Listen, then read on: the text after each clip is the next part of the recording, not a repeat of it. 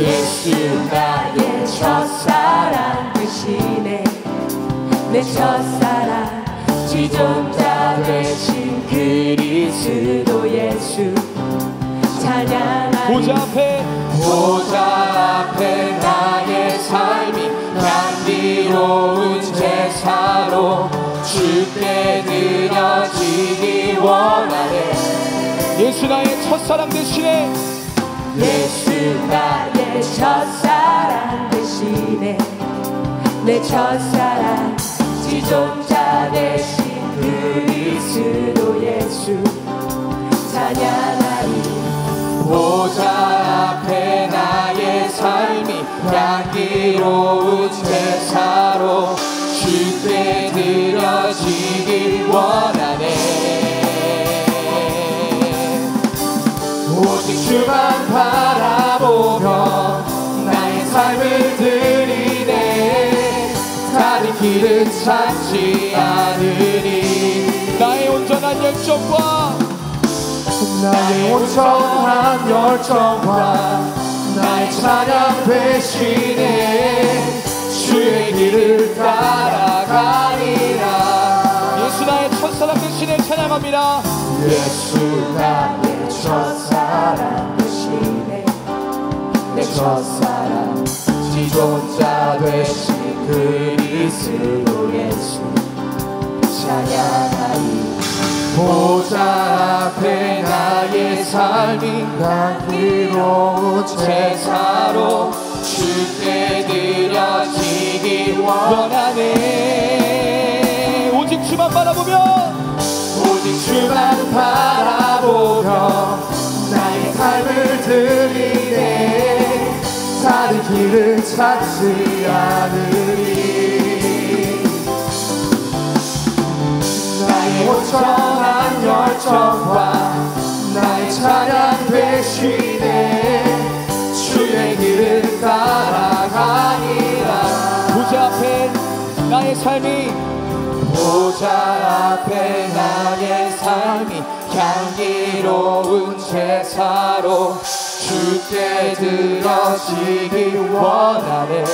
보좌 앞에 나의 삶 보좌 앞에 나의 삶이 향기로운 제사로 주께 드려지기 원하네.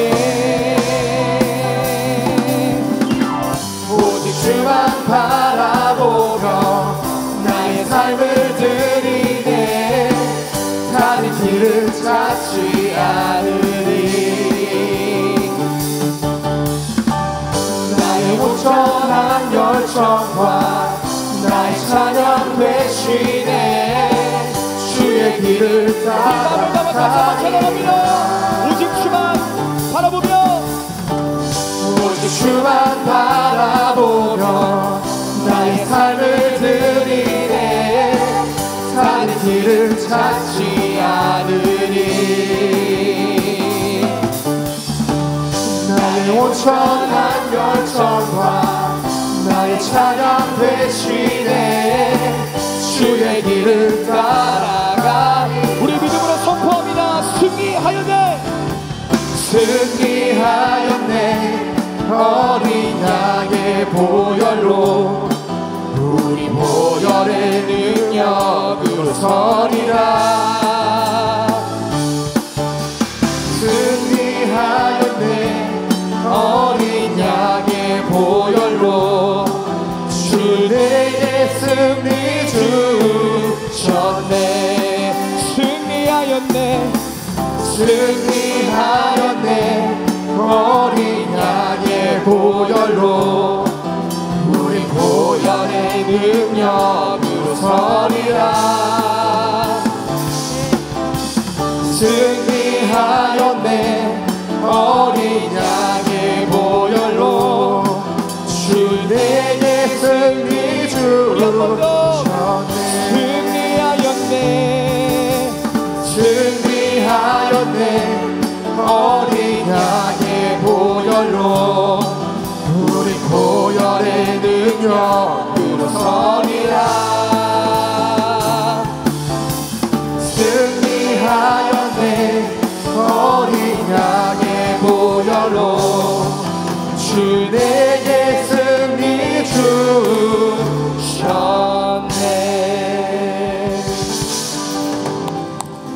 한번 자리에서 일어나서서 은혜로라 하나님을 찬양하겠습니다. 우리 인터넷 예배 드리는 분도 다 일어나셨어요. 은혜로다 주의 은혜 날 살리신 주님의 그 은혜라 은혜로다 주의 은혜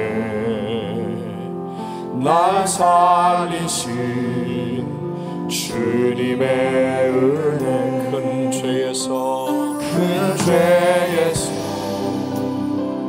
날 구했네 한량없는 주님의 그 은혜라 아들 피로 날 살렸네 증량 못할 주님의 우리 한 번 더 은혜로다 은혜로다 주의 은혜 날 살리신 주님의 큰 은혜라 주님의 큰 은혜라 은혜로다 주의 은혜 날 살리신 주님의 은혜 그 은혜 내 맘에 그 은혜 내 맘에 영원히 나를 붙들고 가네 그 은혜 평생에 영원히 나를 일으킨 그 은혜 그 은혜 내 맘에 영원히 나를 붙들고 가네 그 은혜 평생에 영원히 나를 일으키신 은혜로다 은혜로다 주의 은혜 날 살리신 날 살리신 주님의 큰 은혜라 주님의 그 은혜로다 은혜로다 주의 은혜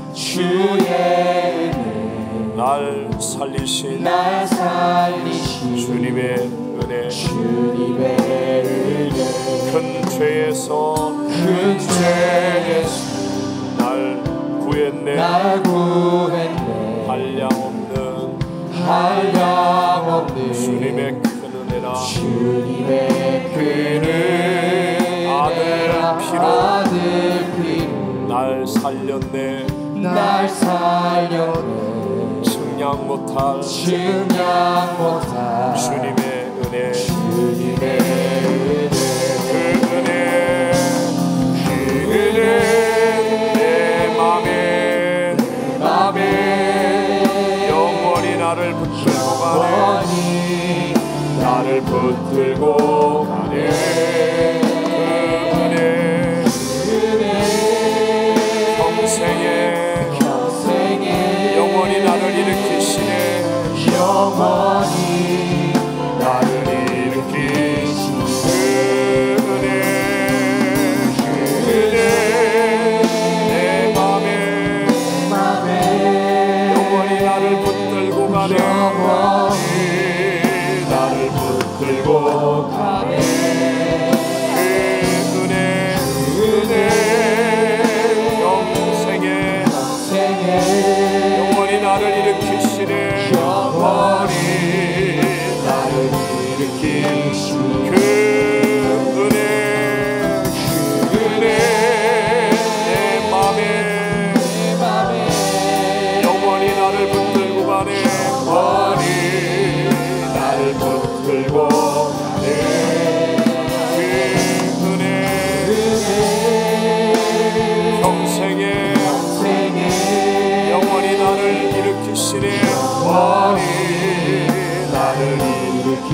번도 그 은혜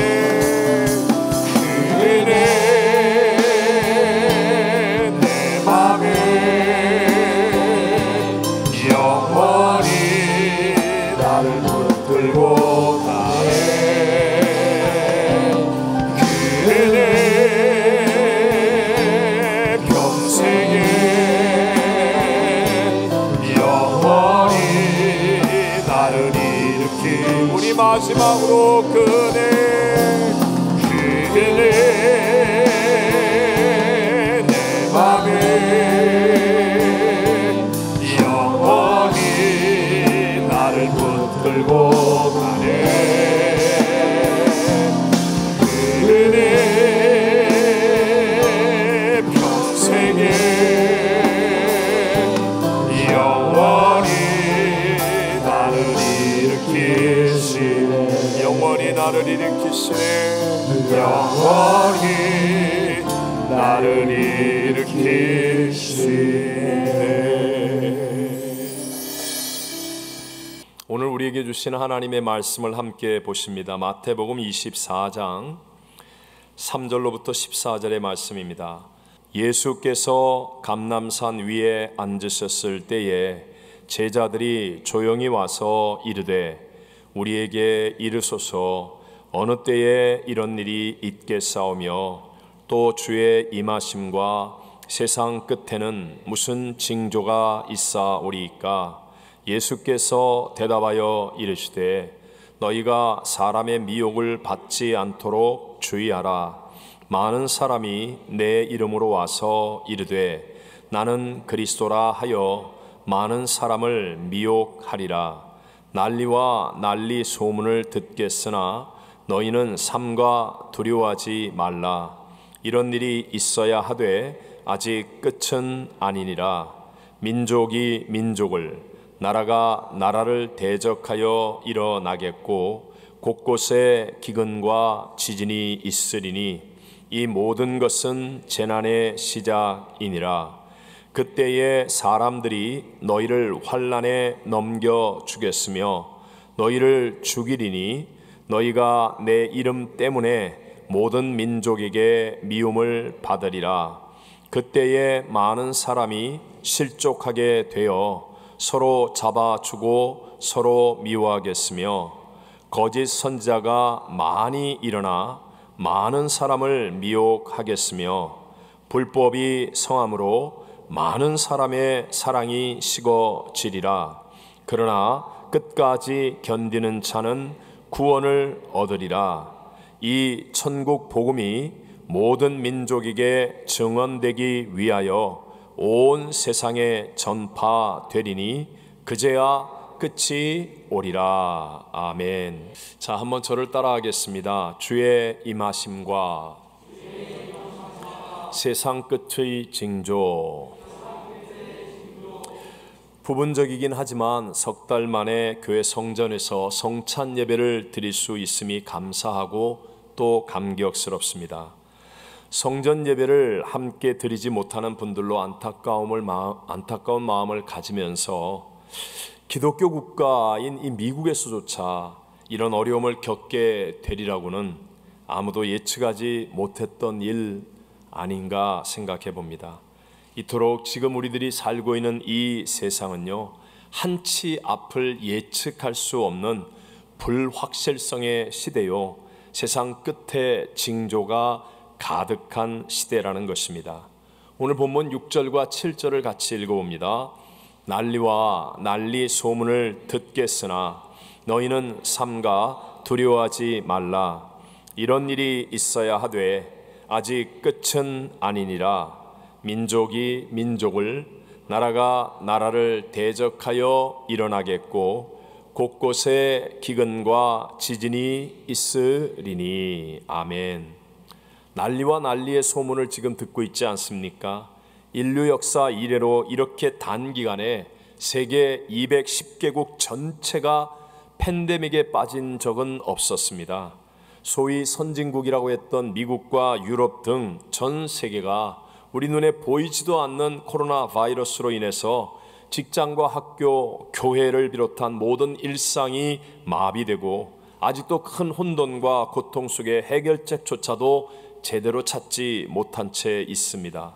또 지난 수요일에는 규모 5.5의 강진이 캘리포니아에서 발생했고 지구촌 곳곳에 지진과 자연재해가 넘쳐나고 있습니다. 며칠 전 뉴스에는 아프리카와 서남아시아 일대를 초토화시키고 있는 사막 메뚜기떼에 대한 뉴스가 나왔는데요. 동아프리카 지역에서만 무려 3,600억 마리의 메뚜기가 집계되었고 이대로라면 농작물이 한창 자라는 6월달에는 400배 이상 폭증할 수도 있다고 합니다. 그 와중에 정치는 갈수록 극과 극으로 치달려서 세계 1, 2위 국가인 미국과 중국이 코로나 책임론과 경제 문제와 홍콩 사태 등으로 갈등은 더 깊어지기만 합니다. 중국은 시진핑 1인 독재 정치로 기독교를 무지막지하게 핍박하고 있고 북한의 핵 문제와 도발도 불안하기는 여전합니다. 아랍의 봄이라고 얘기하죠.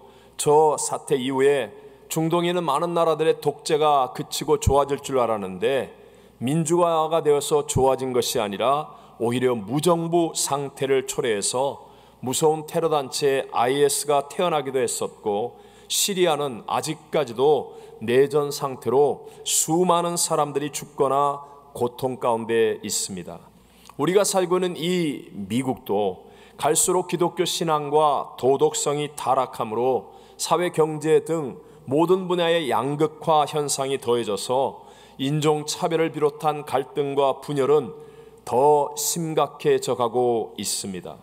이 세상의 기초와 상식이 흔들리고 있는 듯한 종말의 때를 예수를 믿지 아니하는 사람들도 실감하는 시대가 되었다는 것이죠. 물론 어느 시대에서나 쉬운 시대는 단 한 번도 없었습니다마는 지금은 성경이 말씀하는 것과 같이 더 잦아지고 강렬해진 마지막 현상들을 볼 수 있다는 것입니다. 주님은 이렇게 나타나고 있는 세상 끝의 징조에는 영적인 배후가 있다는 것을 분명하게 말씀하십니다. 오늘 본문 4절과 5절을 같이 읽어봅니다. 예수께서 대답하여 이르시되 너희가 사람의 미혹을 받지 않도록 주의하라. 많은 사람이 내 이름으로 와서 이르되 나는 그리스도라 하여 많은 사람을 미혹하리라. 아멘. 마지막 시대의 이 모든 혼란의 배경에는 영적인 미혹의 일들이 많이 있다. 그래서 너희가, 즉 예수를 믿는 우리들이 미혹을 받지 않도록 주의하라고 말씀하십니다. 모든 악한 세력들과 이단들은요, 교회와 그리고 믿는 사람들을 표적으로 삼고 미혹해 하려고 있는 시대입니다. 최후 심판의 날 불구덩이에 던져질 그날이 얼마 남지 않았음을 알고 있는 원수마귀가 최악의 발악을 교회에 쏟아 붓고 있는 것이라고 말할 수 있습니다. 마귀는 교활하고 집요하고 또 능력이 많습니다. 그렇기 때문에 우리 힘으로는 원수 마귀를 못 이기기 때문에요, 반드시 이미 승리하신 예수님과 함께 해야만 한다는 것이죠. 그래서 이 마지막 시대의 환란을 통하여 예수님께 붙어있는 알곡과 예수님과 함께하지 못하는 쭉정이가 확연하게 구별되어지고 나타나는 그런 현상이 일어나게 될 것입니다. 오늘 본문 9절과 10절 말씀을 읽어봅니다. 그때에 사람들이 너희를 환난에 넘겨주겠으며 너희를 죽이리니 너희가 내 이름 때문에 민족에게 미움을 받으리라. 그때에 많은 사람이 실족하게 되어 서로 잡아주고 서로 미워하겠으며. 아멘. 아마 지금 이 시대만큼 기독교가 핍박의 대상이 되는 시대는 없었을 것입니다. 전 세계적으로 제일 많은 순교자가 나오는 곳은 항상 교회와 기독교입니다. 온 세상이 교회를 대적하고 미워합니다. 독이 바짝 오른 원수 마귀가 최악의 적으로 바로 우리 믿는 자들을 공격하기 때문에 생겨나는 일입니다. 최근에 하나님이 코로나 사태로 그 실체가 드러나게 된 한국의 신천지라고 하는 이단은요, 기성교회에 살며시 들어와서 몇 년 동안을 공작을 해서 그래서 교회의 어떤 중요한 자리를 차지하고 난 다음 끊임없이 교회를 분열시킴으로 말미암아 목사님을 쫓아내고 그 교회를 차지해 버리는데, 이런 일을 그들은 산을 옮긴다라는 작전명을 가지고 행하고 있습니다. 얼마나 무서운 일들이 지금도 우리 주변에서 일어나고 있는지 모릅니다. 여러분, 미혹을 받지 않도록 정신을 바짝 차려야 하는 시대인 것을 믿게 되시기를 바랍니다. 자, 오늘 성경 10절로부터 12절 말씀에는요, 많은 사람이 실족하게 되고 또 많은 사람을 미혹하겠으며 많은 사람의 사랑이 식어지리라 라고 세상 끝이 될수록 많은 사람들이 잘못된 길에 서게 되고 그렇게 된다라고 말씀하고 있습니다. 그러니까 이제 마지막 시대가 되면요, 세상을 바라보고 대중을 바라보며 살아가는 시대가 아니라 나 한 사람이 정말 똑바로 정신을 차리고 성령 충만하여서 진리의 말씀을 붙들고 순종하지 않으면 바른 길을 갈 수 없는 시대, 그러므로 영적으로 깨어 있어야만 하는 시대가 되었다는 사실을 우리에게 말씀하는 것입니다. 여러분, 일반적으로 신학적으로 종말을 말할 때는요, 영어로 얘기하면 already, not yet, 이미, 그러나 아직 이라는 것으로 종말을 표현하여 설명합니다. 이게 무슨 말이냐면, 우리가 아까 보았던 것처럼 현재 일어나고 있는 그 상황들을 우리가 보면 정말 종말이 되었다, 당장 내일이라도 주님이 곧 오실 것 같다, 그러나 아직은 아니라는 것입니다. 이미, 그러나 아직이라는 이 텐션이죠. 이 거룩한 긴장감 속에서 이제 깨어있는 삶을 살아야 되는 시대가 바로 지금 저와 여러분이 살아가고 있는 이 시대라는 의미입니다. 먼저 여러분 보세요. 영적인 눈을 뜨고 있는 사람들은요, 이미 하나님의 마지막 때에 우리가 깊이 들어와 있다는 사실을 다 알고 있습니다.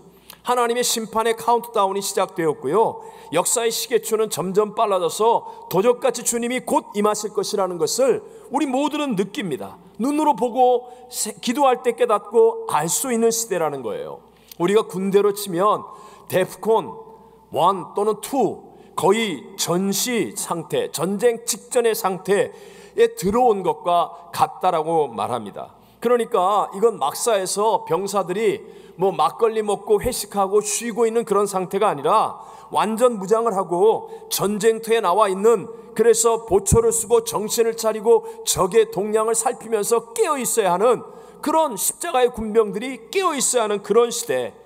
이제는 우리가 졸면 안 됩니다. 모이기를 힘써야 되고, 그리고 정말 깨어서 기도하기를 힘써야 되고, 서로 사랑하는 삶으로 뭉쳐야 하는 그런 마지막 시대를 우리는 살고 있다는 것이죠. 하지만 not yet, 아직은 주님의 마지막이 아니기 때문에, 주님이 오시는 그날이 아니기 때문에, 또한 우리는 우리가 살아가고 있는 현실에서 도망치는 삶을 살아서는 안 됩니다. 어떤 이단 종파들은요, 이제 종말이니까 집 팔고 사업 그만두고 우리 다 어디 가가지고 기도원에 올라가서 그냥 같이 함께 주님의 때를 기다리자, 이런 이상한 짓을 하면 안 된다는 거예요. 그날은 예수님도 모르시고 오직 하나님만이 아신다라고 성경은 말씀하지 않습니까? 그 말의 의미는 그날이 언제일지 모르기 때문에 우리는 주어진 삶에서 사명을 따라 최선을 다하는 삶을 살고 있어야 한다라는 것입니다. 물론 그렇다고 해서 우리가 방심하라는 그런 의미는 아니지만, 그러나 중요한 게 이거예요. 이미 우리는 정말 눈으로 오면 종말의 때라는 걸 알고 있지만, 그러나 not yet, 그러나 아직은 아니기 때문에 우리는 거룩한 긴장감 속에서 우리의 삶 속에서 언제 주님이 오시라도 괜찮은 그러한 상태가 되어야 하지만, 우리의 주어진 삶에서는 최선을 다하여 살아가는 삶을 살아야 한다는 것입니다. 그렇다면 어떻게 하는 것이 이미 already, 그러나 not yet, 아직 아닌 그런 균형 속에서 우리가 영적으로 깨어있는 삶을 살 수 있겠습니까? 저는 오늘 주의 임하심과 세상 끝의 징조라는 이 제목을 가지고 불확실성의 마지막 시대를 살고 있는 우리들에게 주시는 하나님의 어떤 두 가지의 팁, 두 가지의 은혜를 여러분과 함께 나누고자 합니다. 첫 번째, 예수 믿는 것의 끝은 천국이라는 것을 분명히 하고 살아야 합니다. 다시 한번, 예수 믿는 것의 무엇은? 이게 중요한 거예요. 무엇은? 우리가 예수 믿는 것의 끝은 어디라는 것? 천국이라는 것을 분명히 하고 살아야 됩니다. 분명히. 교회 와서만 한번 생각하는 게 아니라 늘상 우리 마음속에 분명히 하고 살아야 합니다. 오늘 본문 가운데 13절 말씀을 다 같이 한번 읽어봅니다. 그러나 끝까지 견디는 자는 구원을 얻으리라. 아멘. 여러분 보십시오. 끝까지 견디는 자, 즉 끝이 확실한 사람이 되어지면 그 과정을 견뎌낼 수 있고 그리고 결국 구원도 얻게 된다라는 의미의 말씀입니다. 자, 우리가 잘 알고 있는 믿음의 조상 야곱을 생각해 보세요. 야곱은 아버지 이삭과 형 에서를 속이고 장자의 축복을 빼앗듯이 받았습니다. 그래서 어쩔 수 없이 야밤에 혼자서 도주해서 먼 나라로 가야만 했었습니다. 어린 나이에 혼자서 한치 앞도 예측할 수 없는 미지의 세계를 향해 염려와 두려움 속에서 도주하다가 한밤중에 돌을 베개 삼아 잠깐 잠이 들었을 때 하나님이 나타났습니다. 그리고 하나님께서는 야곱의 인생을 믿음의 조상이 되는 역전승으로 변화시켜 주셨는데요. 어떻게 변화시켜 주셨습니까? 혼자 멀리 도망가니까 하나님이 나타나셔서 보자기에다가 금덩어리를 넣어주거나 달러를 꽉꽉 밀어넣어서 그에게 승리를 주신 것이 아니었습니다. 앞으로 살아갈 그 먼 나라에서 살 수 있는 기술이나 장사의 방법을 가르쳐 주심으로 그를 역전승의 사람으로 만들어 주신 것이 아니었습니다. 하나님께서 믿음의 조상이 되는 야곱에게 나타나셔서 하신 일은 너의 인생의 끝이 좋아질 것이라는 약속의 확신을 주신 거예요. 너의 분명한 끝은 반드시 이 땅을 차지한다. 네가 여러 사람의 믿음의 아비가 될 것이다. 너는 반드시 내가 복주고 복주는 사람이 될 것이다. 이 끝을 확실하게 붙잡게 해 주었다는 것입니다. 그리고 야곱은 믿음으로 그 하나님의 약속한 끝을 붙들었습니다. 그리고 살았더니 살아가는 과정 속에 뜻대로 되지 않은 어려움도 있고 문제도 생기고 고난도 만나고 여러 가지 일도 있었지만 그러나 끝을 확실히 붙잡고 있었던 야곱은 그 과정들을 극복하며 역전승의 사람이 되었고 믿음의 조상의 반열에 오르는 복 있는 사람이 된 줄로 믿습니다. 우리 3부 예배는 젊은 분들이 많으시지만 옛날과 지금의 남녀 교제는 정말 차이가 많습니다. 옛날에는 남녀가 만난다는 것은 거의 결혼이 목표였습니다. 그래서 손잡히면 결혼하는 거였어요. 전혀 공감을 못 하시죠? 1부, 2부 예배 때는 이 얘기를 하니까 막 다 이렇게 싹 웃으시는 분이 많았는데, 자 보세요. 끝이 결혼이라고 하는 교제와 그렇지 않은 그냥 교제는 과정의 신중함, 과정의 무게감, 과정의 책임감, 그런 것들이 다를 수밖에 없다는 것입니다. 지금 저와 여러분의 신앙은 천국이라고 하는 끝을 확실히 하고 그래서 재림하실 예수님을 맞이할 수 있는 거룩한 신부가 되기 위한 신앙생활을 하고 있습니까? 아니면 그저 이 땅에서 나 하나 편하고 기도 응답받고 나 잘 살고 그냥 소원 성취하고 유익하게 되는 그것을 위한 신앙생활을 하고 있습니까? 끝이 다르면 과정이 다른 거예요. 깊이가 다르고 넓이가 다르고 높이가 달라질 수밖에 없는 것입니다. 초창기 우리 한국 믿음의 조상들의 신앙은 정말 깊었습니다. 넓었습니다. 높았습니다. 위대했습니다. 일제의 그런 핍박과 공산주의의 그 억압의 앞에서 순교하면서도 신앙을 지키는 존귀한 신앙이었습니다. 그때는요, 신앙의 끝이 확실했습니다.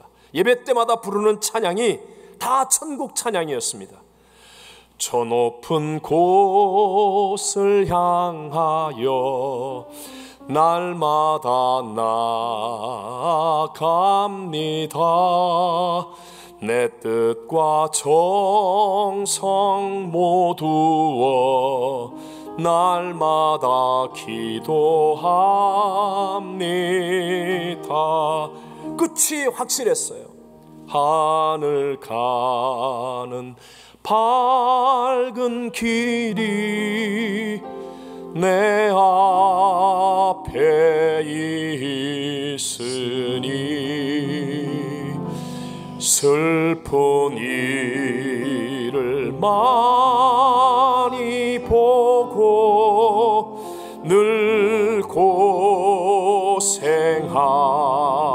하여도 하늘 영광 밝음이 어두운 퀸을 해치니 예수 공로 의지하여 항상 빛을 보도다.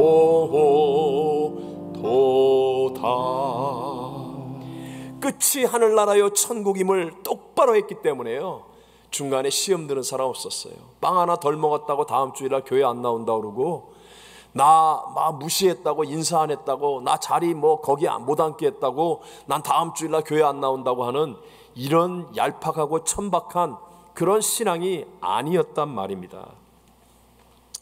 그때에 비하면 지금은 우리는 너무나 이 땅에서의 성공, 이 땅에서의 안일, 이 땅에서의 높아짐, 이 땅에서의 것들을 우리는 더 힘쓰고 있기 때문에 우리의 신앙이 더 건강해지지 못하고 더 깊어지지 못하고 더 발전하지 못하고 있는 것은 아니겠습니까? 이 땅에 진짜 성공하려면 먼저 천국 지향적인 믿음이 되시기를 바랍니다. 네. 이전에 제가 한국에서 제일 높았던 빌딩이 그때는 63 빌딩이었습니다. 그때 바깥에서 말입니다, 저 높은 데서 창문을 닦는 분들을 봤어요. 제가 안에서 이렇게 쳐다봐도 막 아찔한데, 아니 어떻게 저렇게 유유하게 창문을 닦을 수 있는지, 얼마나 높은지 여러분 바람만 불어도 빌딩이 이렇게 흔들릴 정도인데, 아니 어떻게 저 높은 데서 저렇게 두려워하지 않고 일할 수 있는지 너무너무 궁금했습니다. 그랬더니요, 알아봤어요. 어떻게 아는 줄 아세요? 땅만 안 쳐다보면 안 무섭다는 거예요. 땅만 안 쳐다보면. 그리고 한 번씩 하늘을 쳐다본대요. 하늘을 한 번씩 쳐다보고, 그러면 두렵지 않다는 겁니다. 자, 보세요. 여러분, 땅을 쳐다보면 거리감이 느껴집니다. 지금 1층에서 우리 땅을 한번 쳐다보는 것과 3층 높이, 우리 저 천장 5층 높이, 아니면 10층에서 땅을 한번 쳐다보세요. 그러면 거리감이 느껴져요, 안 느껴져요? 너무 어려워요? 거기 위에서 쳐다보면 거리감이 느껴져요, 안 느껴져요? 느껴지잖아요. 와, 높이 올라왔네. 오, 굉장히 높으네. 거리감이 느껴지니까 두려운 거예요. 그런데 여러분, 1층에서 하늘을 한번 쳐다보세요. 그 다음에 63 빌딩에 올라가서 하늘을 쳐다보세요. 거리감이 느껴질까요, 안 느껴질까요? 안 느껴집니다. 1층에서 쳐다보나 63 빌딩에서 쳐다보나 거리감이 안 느껴져요. 그래서 두렵지 않은 거예요. 높이가 느껴지고 거리감이 느껴질 땐 두려운데요, 하늘을 쳐다보면 높은 데 있으나 바닥에 있으나 거리감이 안 느껴지니까 공포를 이길 수 있다는 거예요. 우리는 지금 맨날 땅만 쳐다보고 땅의 소식만 듣고 땅의 이야기만 하고 있습니다. 코로나 걱정, 폭동 걱정, 경제 불안 걱정, 자식 걱정, 건강 걱정, 백수 걱정, 노후 걱정, 땅. 그러니까 염려와 걱정, 근심이 떠나갈 일이 없는 거예요. 예수 믿기 이전에는 땅밖에는 볼 게 없었잖아요. 그러나 이제는 예수를 믿었고 우리는 하늘을 볼 수 있는 사람 아닙니까? 각양 좋은 은사와 온전한 선물이 다 위로부터 빛들의 아버지께로서 내려온다고 하지 않았습니까? 그래서 우리는 하나님 앞에 땅의 문제가 많을수록 눈을 들어 성경을 읽으며 하늘을 바라보는 겁니다. 내게 문제와 걱정과 염려가 다가올수록 하나님 앞에 매달려 기도하며 나의 마음의 눈이 하늘을 바라보는 겁니다. 예배를 드리며 하늘을 바라보는 사람이 되는 겁니다. 그러면 여러분, 거리감이 사라지고 하나님의 것들이 내 안에 채워져서 두려워하지 않고 땅을 이기는 진정한 승리자가 되어질 줄로 믿습니다. 골로새 3장 1절과 2절은 이렇게 말씀합니다. 그러므로 너희가 그리스도와 함께 다시 살리심을 받았으면 위의 것을 찾으라. 거기는 그리스도께서 하나님 우편에 앉아 계시느니라. 위의 것을 생각하고 땅의 것을 생각하지 말라. 아멘. 미국의 한 선생님이 시골 학교에 처음 부임해서 출석을 부르는데요, 크리스토퍼라고 학생의 이름을 부르는데 대답이 없어요. 안 온 거죠. 나중에 다른 선생님한테 물어보니까 크리스토퍼가 얼마 전에 어렸을 때 엄마가 죽었고 지금 아빠는 술주정뱅인데 그러니까 애가 밥도 제대로 못 먹고 몸이 약해서 툭하면 학교를 안 나온다는 거예요. 그래서 선생님들이 집에도 찾아가 봤는데 아버지가 행패를 부려가지고 어떻게 할 수가 없다라는 이야기를 들었습니다. 그런데 이 선생님은요, 크리스찬이에요.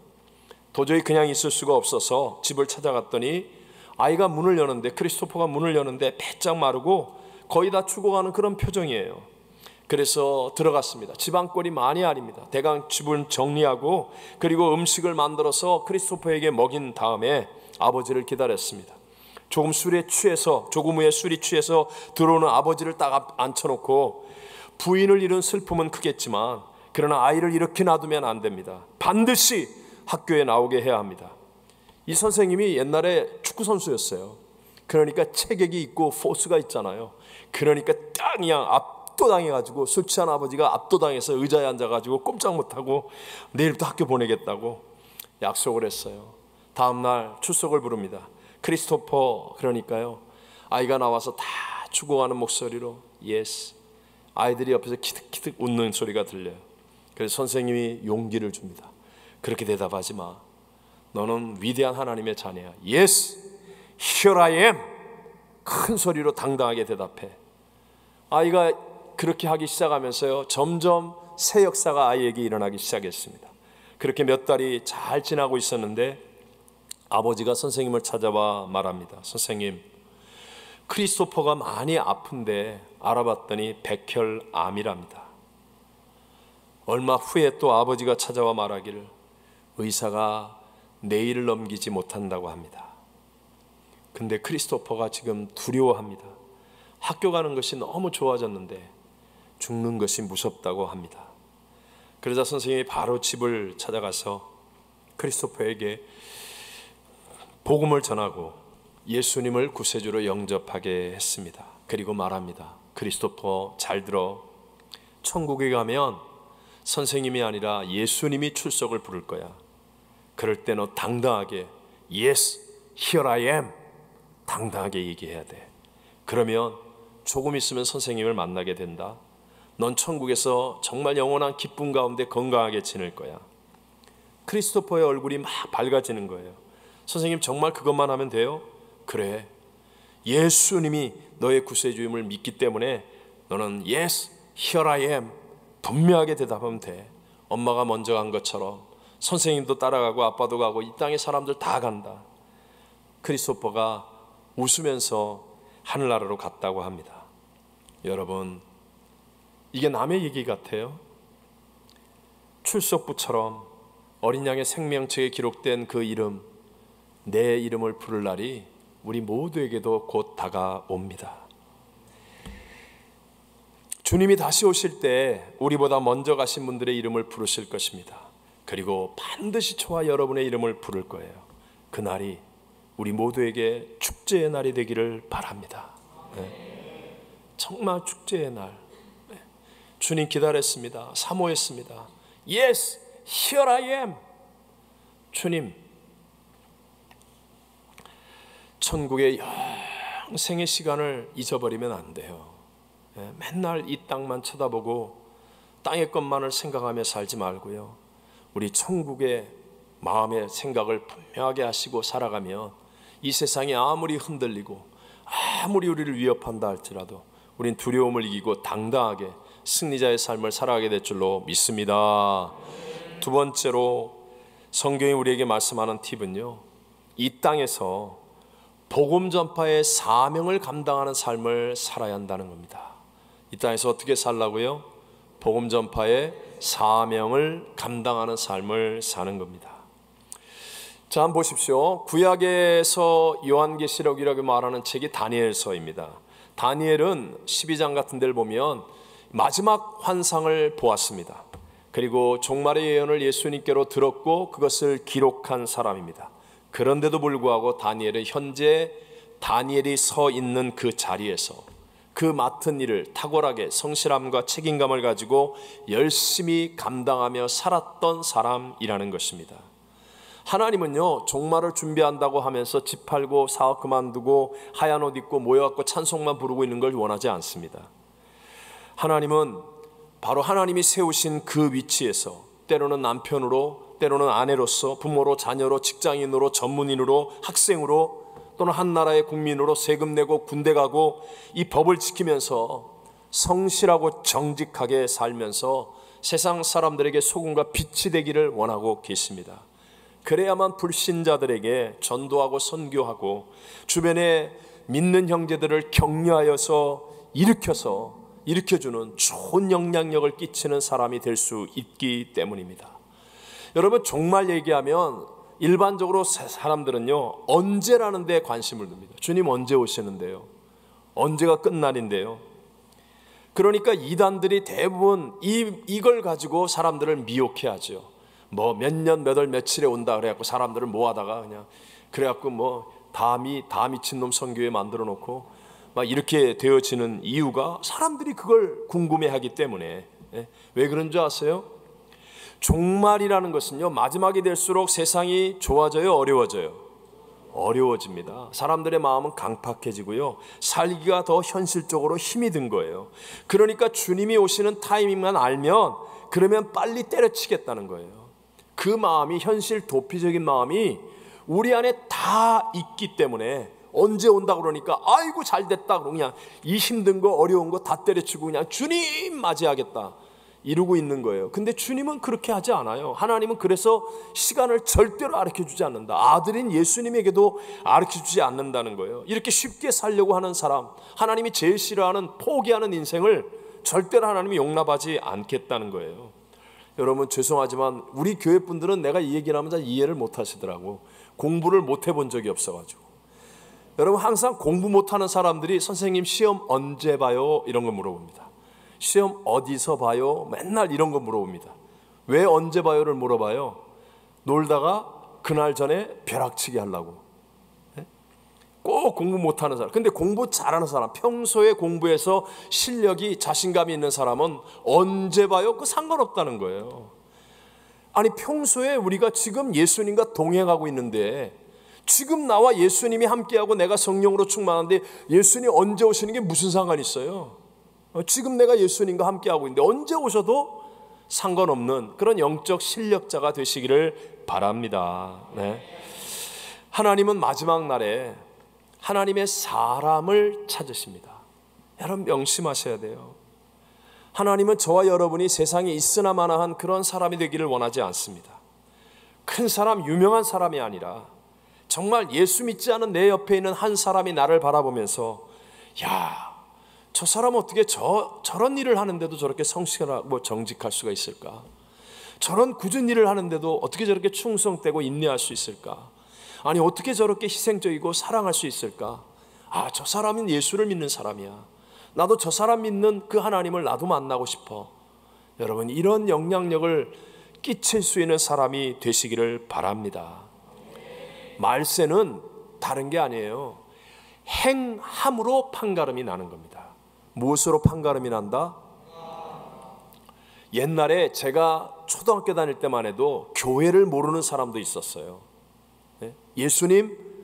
그러면 예수님이 뭔데? 이렇게 하는 아이도 있었습니다. 근데 지금은요, 저 아프리카 웬만한 오지에 가도 예수님 알고 십자가 알고 교회 압니다. 남미에 어딜 가도요, 압니다. 지금은요, 몰라서 전하는 시대가 아니라 다 알아요. 지금의 문제는 행함의 문제입니다. 그래서 성경 끝부분에 가면 뭐라고 그래요? 행함이 없는 믿음은 죽은 믿음이라. 주님 오실 때의 판가름은 바로 행함이에요. 행함. 왜 우리는 이 어렵고 부분적인 상황에서도 성찬을 합니까? 그것은 예수님께서 이것을 행하여 나를 기념하라 하셨기 때문에 행하는 거예요. 어렵지만 부분적이지만 행함이 다음에 하나님의 놀라운 새 역사를 만들어내는 그 판가름이 되기 때문에. 자, 오늘 우리가 읽었던 본문의 마지막 절 14절을 같이 한번 읽어보겠습니다. 이 천국 복음이 모든 민족에게 증언되기 위하여 온 세상에 전파되리니 그제야 끝이 오리라. 아멘. 하나님께서 제일 키워드로 두고 있는 게 이거예요. 종말을, 가장 정확하게 종말을 나타낼 수 있는 바로미터는 바로 복음의 전파에 달려 있다라는 겁니다. 여러분 아셔야 됩니다. 지난 20세기부터 시작해서 120년 동안, 지난 2000년 동안의 모든 것을 합친 것보다 더 많은 부흥이 일어났습니다. 웨일즈, 영국 웨일즈에서, LA의 아주사에서, 평양의 장대연에서, 남미에서, 아프리카에서, 중국에서, 아시아에서, 심지어는 중동에서도요, 놀라운 부흥이 일어나고 있습니다. 지금 이슬람의 철옹성 같은 이란에서는요, 마지막 때에 놀라운 부흥이 일어나서 100만 명, 200만 명씩 돌아옵니다. 1년에. 네. 우리가 보지 못해서 그렇지 지금 놀라운 하나님 마지막 때에 부흥의 불길을 주시는데, 우리 교회와 성도들이 이 부흥의 불길과 함께하는 사람이 되시기를 바랍니다. 다니엘서 12장 3절에 분명히 말씀하시죠. 지혜 있는 자는 궁창의 빛과 같이 빛날 것이요, 많은 사람을 옳은 대로 돌아오게 한 자는 별과 같이 영원토록 빛나리라. 아멘. 지혜는 일처리 방법을 아는 게 지혜거든요. 이 마지막 때 어떻게 해야 되느냐? 별과 같이 영원히 빛날 수 있는 사람은 많은 사람을 옳은 대로 돌아오게 하라는 거예요. 옳은 대로 돌아오게 하라. 그 첫 번째가 무엇입니까? 그게 바로 전도와 선교라는 것입니다. 저희들 교회는 가든지 보내든지 돕든지 이 사명을 붙잡고 지난 주간부터 시작해서 우리 엘살바도르를 위해서, 도미니카를 위해서 지금 한 주간 내내 기도하잖아요. 여러분, 우리 두 곳 다 저희 교회에서 성전 건축을 위한 헌금을 보내었습니다. 많은 성도님들이 지금도 영혼 구원을 위해서 선교에 동참하고 있습니다. 여러분, 우리가 시간을 들이거나 물질을 드리는 게 손해일 것 같습니까? 제발 착각하지 마세요. 우리 주님이 저렇게 원하는 전도와 선교를 위해 내 시간, 내 물질, 내 노력을 드릴 때, 그때 부활의 주님이 나와 함께 하셔서 진정한 승리가 우리의 삶 속에 체험되어지고, 내가 생각하는 것보다 더 큰 하나님이 이루어주시는 점핑, 하나님의 돌파구를 체험하는 기적을 누리게 될 줄로 믿습니다. 또 한 가지가, 많은 사람을 올바른 데 옳은 대로 돌이키는 것이 믿음이 약해진 사람을 일으켜주는 것입니다. 우리 주변에는 옛날에 믿었다고 말하는데도 지금 낙심한 사람들이 너무나 많이 있습니다. 옛날에는 기독교인 그랬는데 지금은 아예 교회도 안 나가는 사람들이 많이 있다는 거예요. 그 사람들을 일으켜주는 겁니다. 여러분, 내가 살고자 할 때는 못 삽니다. 내가 내 컨디션을 챙기고, 내가 편안하게 쉬고, 내가 행복하게 살고, 행복해지지 않습니다. 나 혼자 가둬놓고 행복하게 살고, 나만 맛있는 거 먹고 맛있는 거 있을 때 나눠 먹을 때 맛있죠. 내게 힘이 있을 때 남을 도와줄 때 보람이 있고 기쁨이 있죠. 내가 남을 살리려고 할 때 내가 사는 역사가 일어나게 됨을 믿으시기 바랍니다. 네. 그래서 크리스찬은요, 라이프 체인징 이게 에이전트예요. 다른 사람을 막 일으켜주고 살려주고 변화시켜주는 그런 역할을 하며, 그게 나같이 연약한 사람을 오히려 살아나게 만드는 거예요. 내가 남을 도와주다가 깨닫고 용기 얻고 기쁨을 얻고 보람을 얻고 축복이 임하고 건강을 회복하고 삶이 잘 되는 것, 이것이 하나님의 방법이라는 것입니다. 하나님은 프로그램을 통해, 건물을 통해, 조직을 통해 일하지 않습니다. 하나님은 오늘도 사람을 찾고 있습니다. 바로 한 사람 한 사람이 내 주변의 사람들에게 복음을 전하고 또 실족한 사람을 일으켜주는 영향력 있는 사람이 되기를 원하는 것입니다.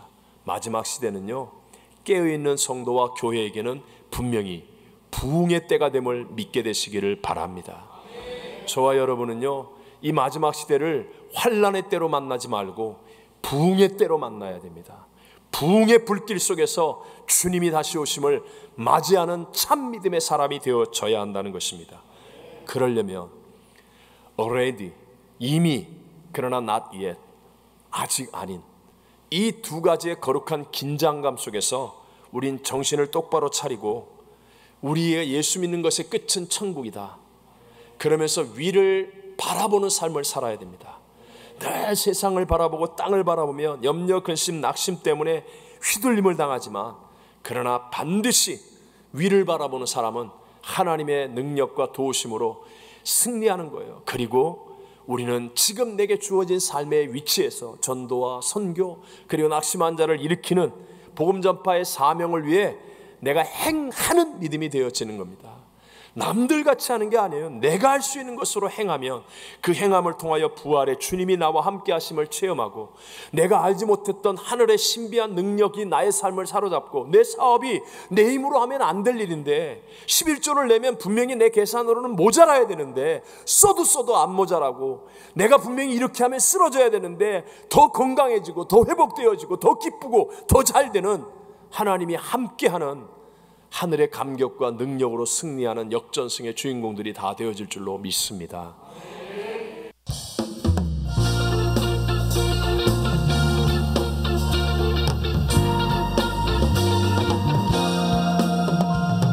여호와의 집으로 올라가 성문 안에 우리 서야 주님이 허락한 이 땅 위에서 여호와를 찬양하여라. 오장 위에 앉으신 여호와, 우리들을 다스리신 주님이 주시는 멋진 은혜 여호와께 감사드리라. 영원하신 왕 주 찬양하라. 주의 성소에 다 모이리라. 주께 온전한 예배를 드리는 자가 이 땅에 넘쳐나리라. 영원하신 왕 주 찬양하라. 주의 선하심과 외치리라. 주를 높이며 주님의 크신 능력을 모두가 노래하리라. 영원하신 왕 주 찬양하라.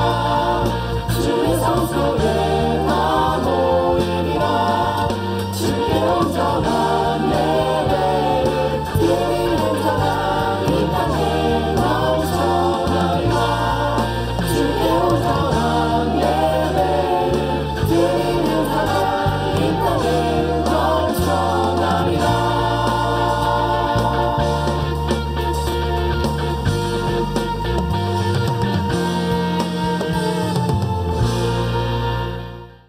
지금은 나의 죄를 대신하여 십자가에 죽으시고 부활 승리하셔서 나의 구세주요 교회의 머리가 되신 우리 구주 예수 그리스도의 무한하신 은혜와 나 같은 죄인 구원하려고 독생 성자도 아낌없이 내어주신 하나님 아버지의 영원하신 사랑하심과 위를 바라볼 때마다 깨달음을 주시고 생각나게 하시고 행하려고 할 때마다 권능을 더하여 주셔서 능히 하지 못할 일이 없게 만들어 주시는 보혜사 성령 하나님의 충만케 하심이 오늘 거룩한 성찬 예배를 드리고 함께 예배에 참여하지 못했지만 믿음으로 예배한 모든 성도들 위해, 그리고 선교사님과 선교지 위에 영원토록 함께 계실지어다. 아멘.